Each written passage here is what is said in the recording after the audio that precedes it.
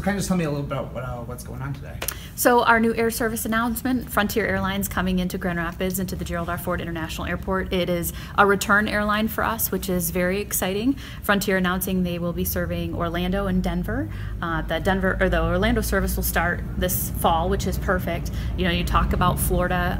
We serve 7 Florida nonstops out of the Gerald R International Airport, and here's one more of them with Orlando. There's something about West Michigan from fall through April that people really like to go down south, and this is one more way that we're serving that with our air service portfolio. Denver as well is expected to be a schedule that releases in the spring, so more competition. That's good for the passenger, it's good for our airport and our community, and you know, with additional air service, our airport continues to grow, our community continues to grow. So overall, it's a very exciting day for us, and we're happy to have Frontier into the mix. When did this kind of all start coming together with Frontier?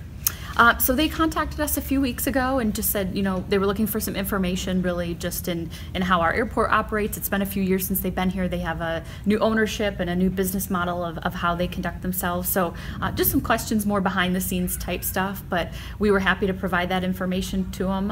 And then about 1 o'clock Tuesday, we found out that we were getting the new service and really confirmed everything. We had some suspicions, but they confirmed it for us today, and we're excited to have them on board.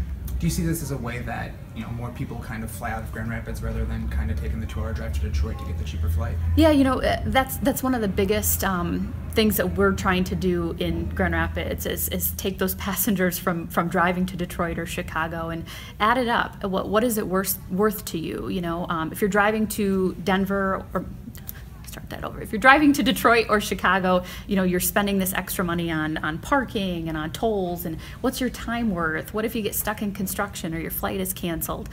You know, this is one of those ways where we're adding our 3rd low-cost carrier out of 6 airlines now serving Grand Rapids.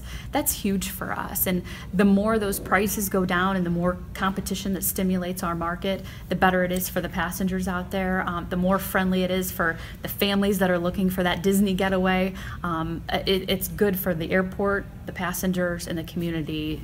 You know, that trifecta really is what it's all about for us. Do you see something like this kind of putting a little heat on the bigger airlines to try and, you know, make their price a little more competitive? Yeah, you know, whenever you see low-cost carriers come into the market, and we saw it with Southwest, they call it the Southwest effect. You know, you see other airlines, the legacy carriers like Delta, United, American, really having to compete with the low-cost carriers. It's a different business model.